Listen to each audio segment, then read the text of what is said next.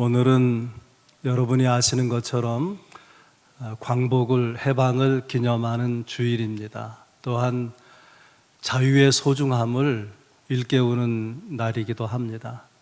1945년 8월 15일 우리나라는 일본의 압제로부터 해방을 받아서 자유를 누리게 되었습니다.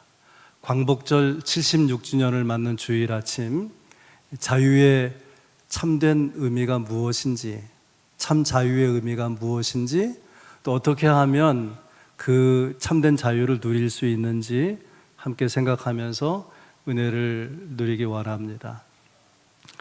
자유 그러면 여러분도 기억할 만한 유명한 문장이 있죠. 자유가 아니면 죽음을 달라. 아직도 미국이 영국의 식민지로 있었을 때에 영국이 계속해서 미국을 설득했습니다.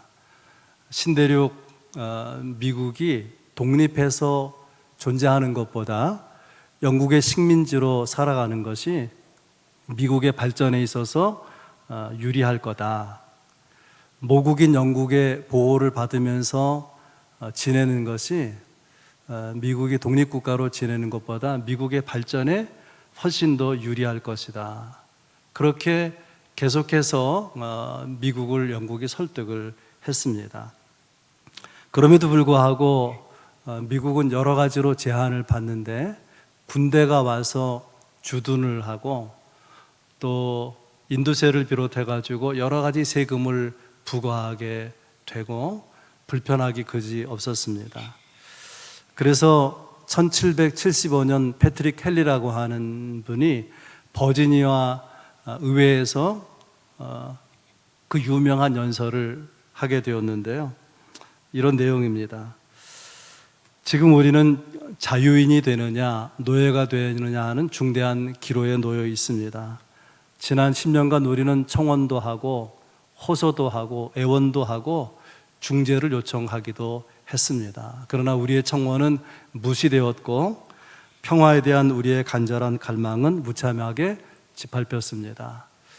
우리 중에 어떤 사람은 우리가 너무나 약하기 때문에 어떻게 그 강대한 영국을 맞설 수가 있겠느냐 그렇게 생각하는 사람도 있지만, 그러나 하나님이 우리에게 주신 모든 능력을 적절하게 발휘할 수 있다면 우리는 결코 약하지 않습니다. 사람들은 평화를 아직도 빙자해서 이런 쇠사슬과 노예 제도를 용인하고 있는데, 아무리 평화가 달콤하다고 할지라도 쇠사슬을 또 노예 제도를 대가로 지불할 수는 없는 것 아니겠습니까? 나는 다른 사람들이 어떤 길을 택할지 모릅니다. 그러나 나에게는 자유가 아니면 죽음을 주십시오. 이것이 그 유명한 패트릭 헨리의 의회 연설이고, 이 영향으로 그 다음에 1776년 7월 14일 미국은 독립을 경험하게 됩니다.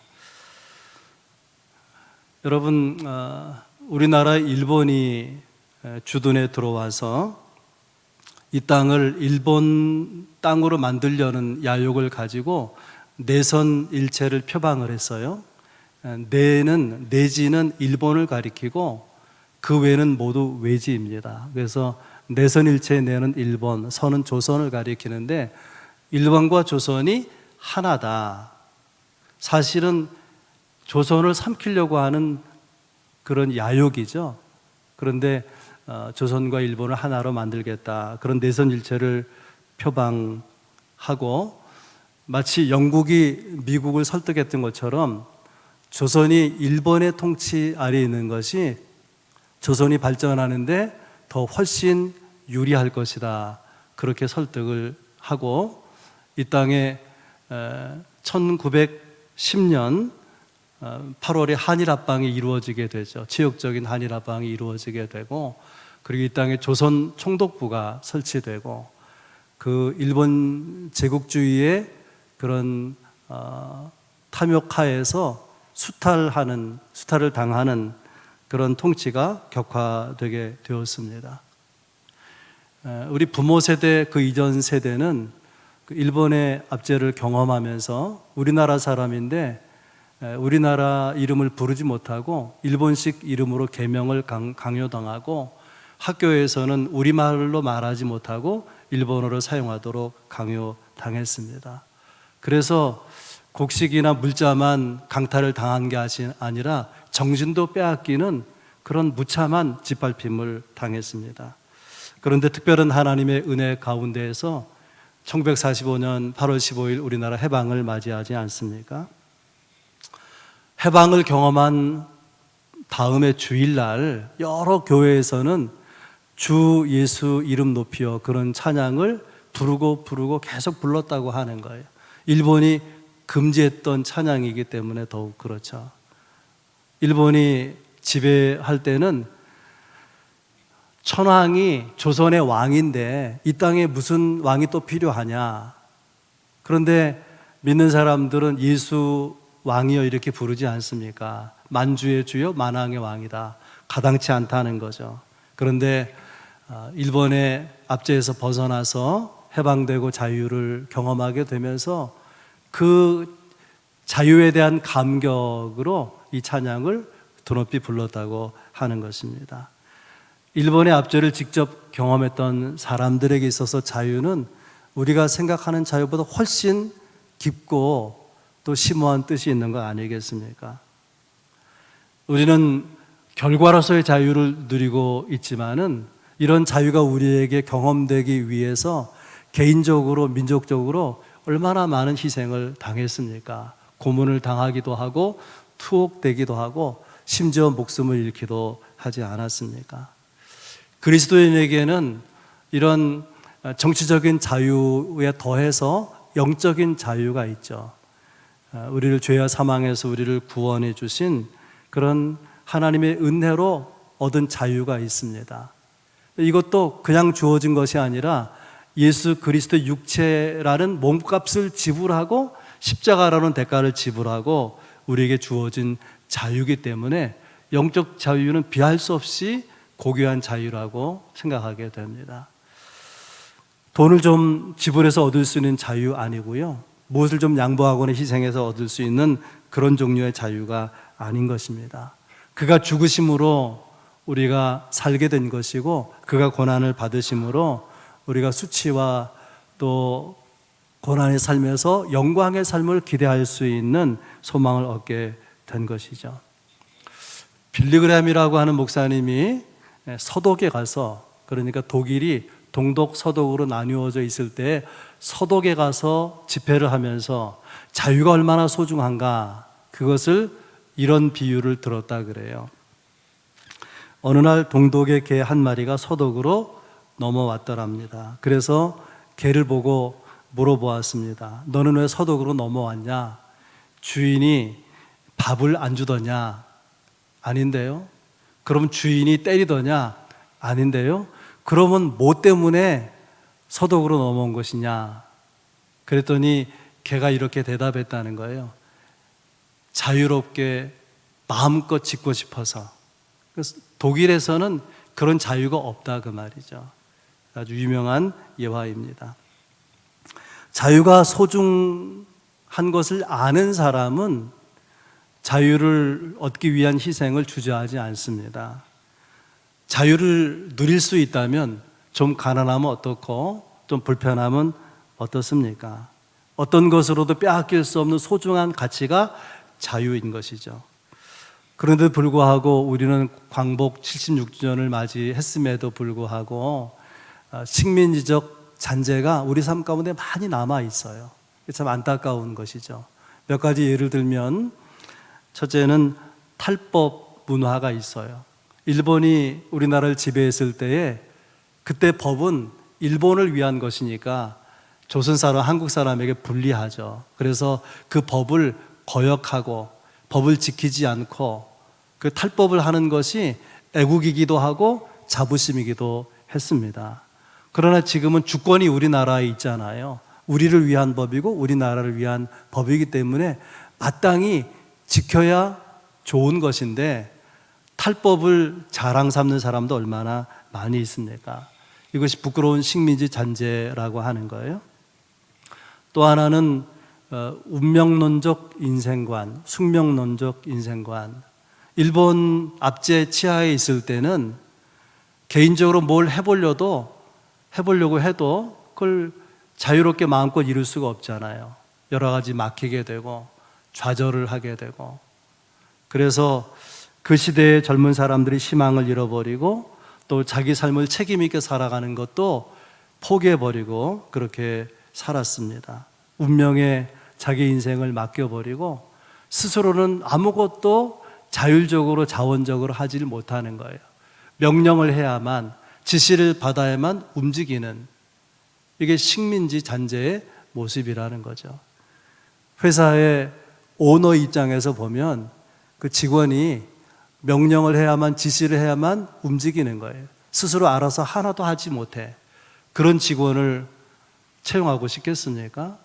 교회 부교육자도 마찬가지죠. 지시하기 전에는 스스로 하는 게 없다. 그러면 참 안타까운 거 아니겠어요?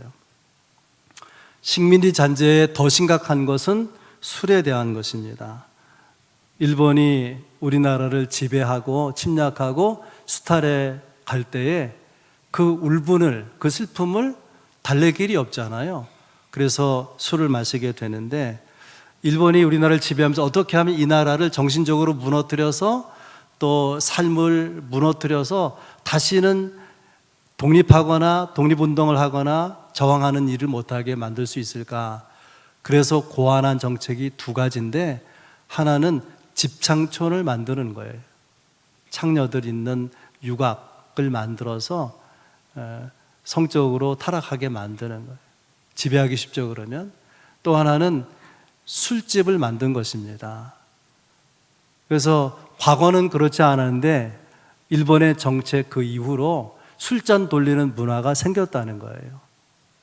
여러분, 이 기원을 알아야 돼요. 술잔 돌리는 것이 그냥 자연스러운 게 아니란 말이죠.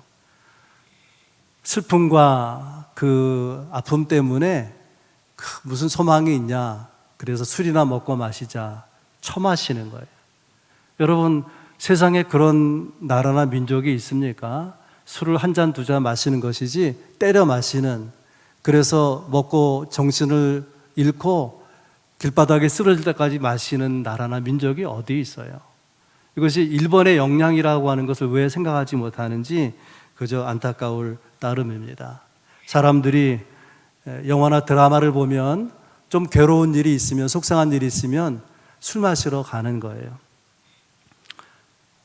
힘든 일을 만났을 때에 차분히 마음 가라앉힐 수 있는 명상도 있고 묵상도 있고 산책도 있고, 그리고 책을 볼 수도 있고 여러 가지 방법이 많이 있을 것인데, 그냥 일반적으로 그런 아픔을, 그런 고통을 달래는 방법이 포장마차로 달려가는 거란 말이죠.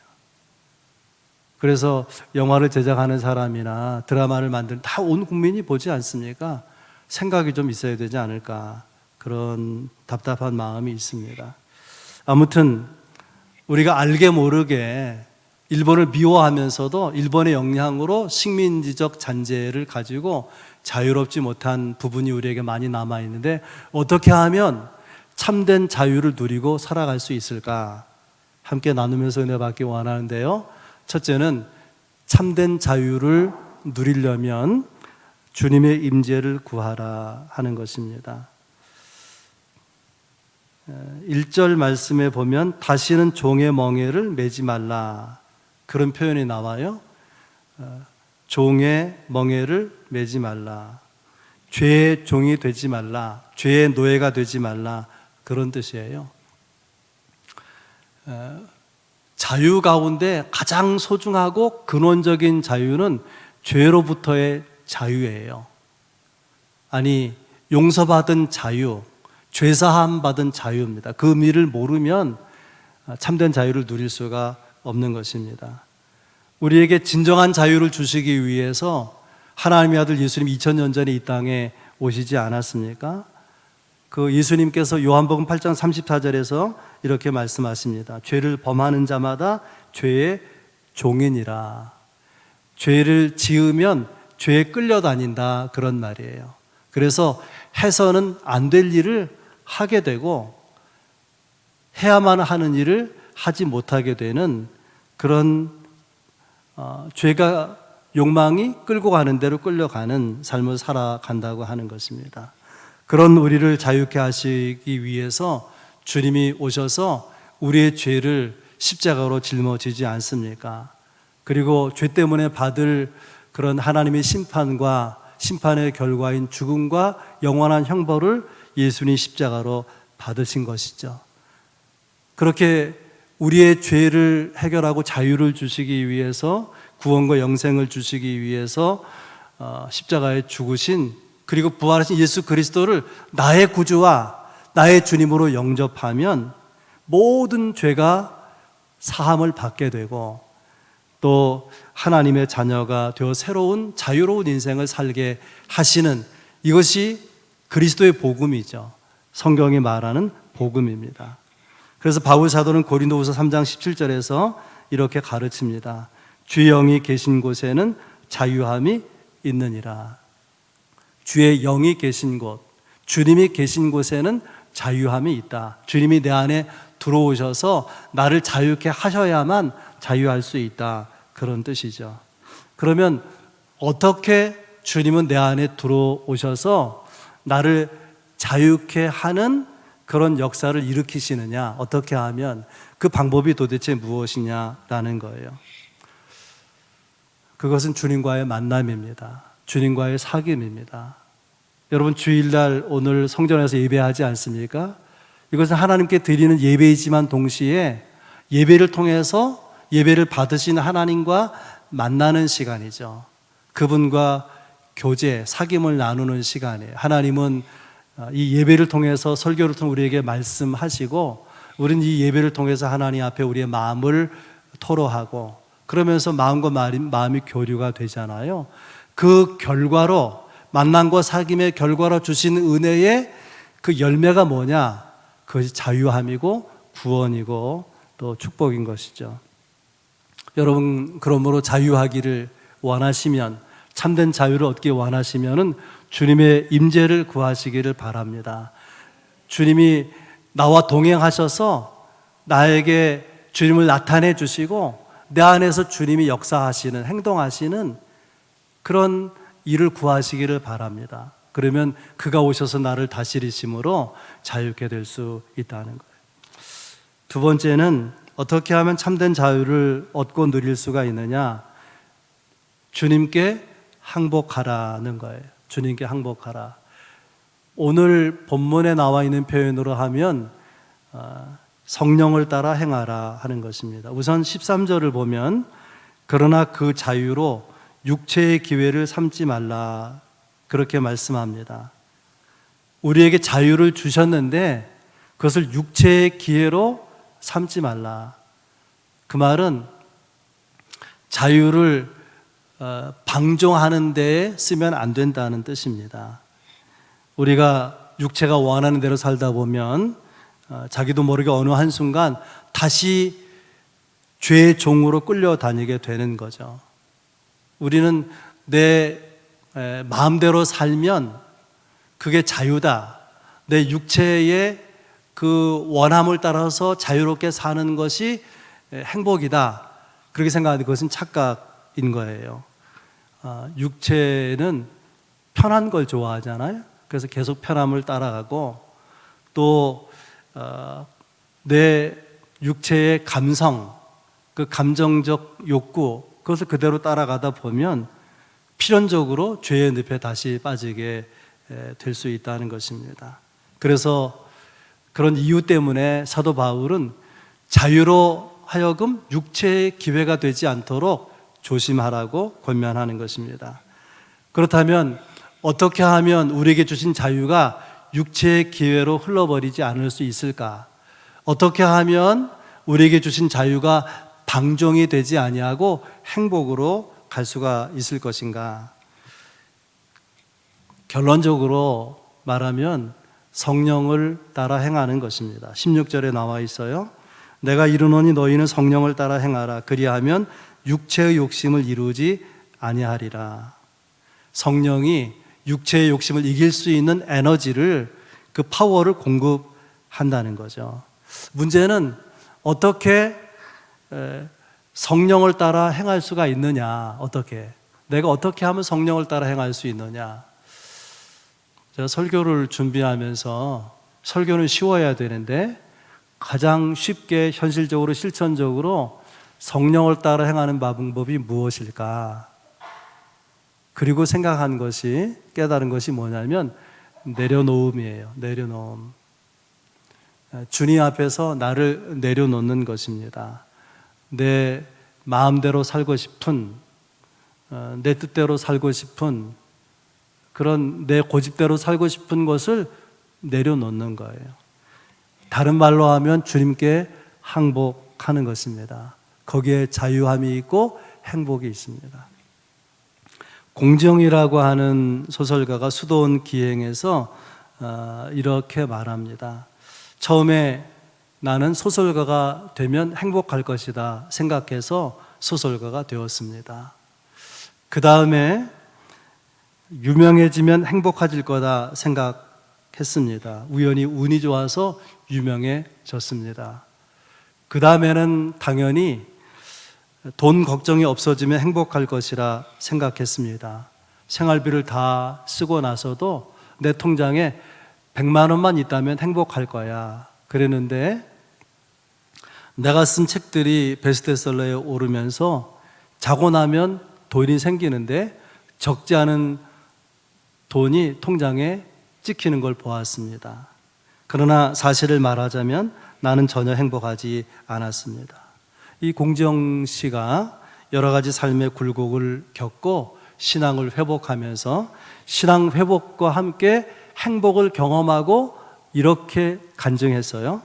어쩌면 그 깨달음에 이르기까지 걸린 시간이 18년이었습니다. 그리고 돌아가 나는 신에게 무릎을 꿇었습니다. 항복합니다, 주님.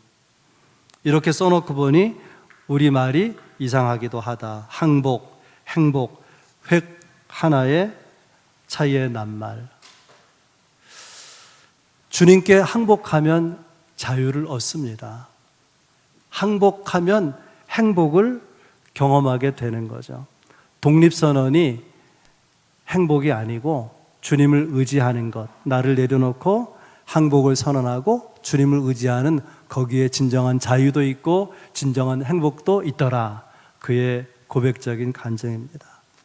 그 다음에 세 번째로 참된 자유를 얻는 길은 어디에 있는가?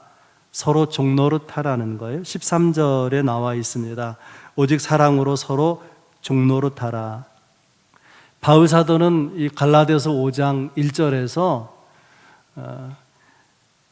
그리스도가 너희를 자유케 하셨다. 너에게 자유를 주셨으니 다시는 죄의 종이 되지 말라. 그렇게 말했는데, 죄의 종이 되지 말라 그렇게 말해놓고 13절에는 종노릇하라는 거예요. 모순이죠. 그러나 이것이 모순이 아닌 것은, 종노릇하라는 이 표현 앞에 뭐가 있냐면 사랑으로라는 말이 있어요. 사랑으로 서로 종노릇하라. 종노릇은 종노릇인데 사랑으로 종노릇하는 것은 종노릇이 아니다. 오히려 자유를 가져오는 것이다. 그런 뜻이죠. 근데 이 사랑으로 종노릇하라는 말을, 이것도 쉬운 말로 여러분이 실천할 수 있는 구체적인 언어로 바꾸면 사랑으로 섬기라, 그런 뜻입니다. 그리스도인의 자유는 이기적인 자유가 아니라 섬기는 자유입니다. 사람에게 주어진 자유는 욕망의 수단으로 전락하기 너무나 쉬워요. 이것을 바울이 잘 알고 있기 때문에 경계하면서, 그렇게 되면 불행해지기 때문에 경계하면서 주님이 여러분들에게 주신 자유를 이웃을 사랑하는 기회로, 이웃을 섬기는 기회로 삼으십시오. 그렇게 권면하는 것입니다. 왜냐하면 그때 가장 높은 차원의 자유를, 가장 풍성한 행복을 경험할 수 있기 때문에 그런 것이죠. 성경에 보면 고레스 왕에 대한 이야기가 나오는데, 그 고레스 왕에 대한 전설입니다. 이제 전쟁을 해서 승리하고 그 전쟁 상대국의 나라의 왕과 가족들을 다 포로로 붙잡아 왔어요.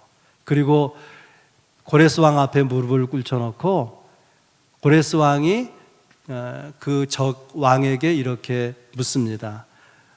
내가 너를 만약에 풀어주면 대가로 뭘 주겠느냐? 그랬더니 내 나라의 절반을 드리겠습니다. 그래서 두 번째 질문합니다. 그러면 아들을 가리키면서 이 아들을 풀어주면, 이 아들을 자유케 하면 어떤 보답을 하겠느냐? 나머지 나라의 절반을 드리겠습니다.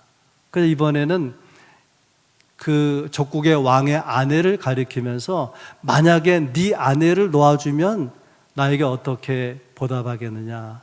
그랬더니 대신 제가 죽겠습니다. 눈물을 글썽이면서 아내를 풀어준다면 내 생명으로 목숨으로 대신하겠습니다.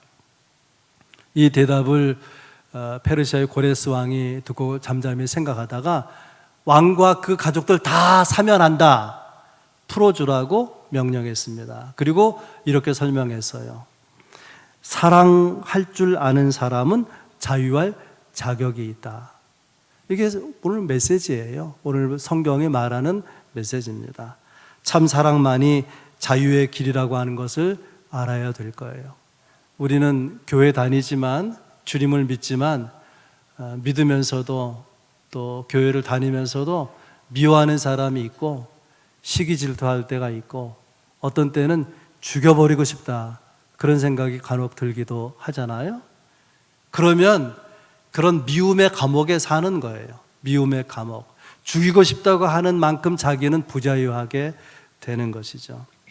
오직 사랑과 믿음 가운데에서만, 오직 진리이신 주님, 그리고 주님의 십자가 안에서만 자유함이 있다는 것을 우리가 알아야 될 것입니다.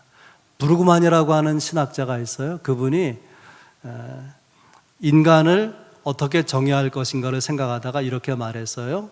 인간은 who I am으로 정의할 것이 아니라 whose I am이라고 정의해야 될 것이다. who I am, 내가 누구냐, 내가 누구냐로 정의하는 것보다는 whose I am, 나는 누구에게 속해 있느냐, 다른 말로 하면 나는 누구를 위해 살 것인가, 그것으로 인간을 정의해야 마땅하다는 것입니다. 여러분, 누구에게 속해 있느냐, 누구를 위해 살 것이냐, 이것도 우리 삶에서 가장 이렇게 적용할 수 있는 실천적인 쉬운 표현으로 바꾼다면은 누구를 섬기느냐는 질문이죠. 누구를 섬기느냐로 사람은 정의되어야 한다는 거예요. 왜냐하면 거기에 자유가 있고 행복이 있기 때문에 그런 것이죠. 진정한 자유는 주님이 주신 것입니다. 자유케 하시려고 이 땅에 고난 당하기 위해서 오셨고 자유를 주시기 위해 십자가 지시지 않았습니까? 자유를 주시기 위해서 오시고 자유를 주신 분은 주님이십니다. 주님이 주신 자유를 지키는 것, 그리고 그 자유를 누리는 것은 우리의 축복이고 우리의 책임입니다. 어떤 경우에도 죄에 노예된 생활로, 또 삶에 노예된 생활로 돌아가서는 절대로 안 될 것입니다. 오늘 세 가지 말씀드렸어요. 진정한 자유인으로 살아가는 길이 어디에 있느냐? 첫째는 주님의 임재를 구하십시오 하는 거예요. 두 번째는 그 임재를 만났다면 주님께, 임재하신 주님께 항복하라는 거예요. 나를 내려놓으라는 거예요. 그리고 나를 내려놓았을 때에 주님이 주시는 사랑과 은혜와 자유의 그 축복을 경험했다면 이제는 서로 사랑으로 섬기는 삶을 실천하라는 거예요. 그러면 하나님 주신 자유와 행복이 배로 경험되는 은혜를 여러분에게 주시리라 믿습니다. 기도하겠습니다. 하나님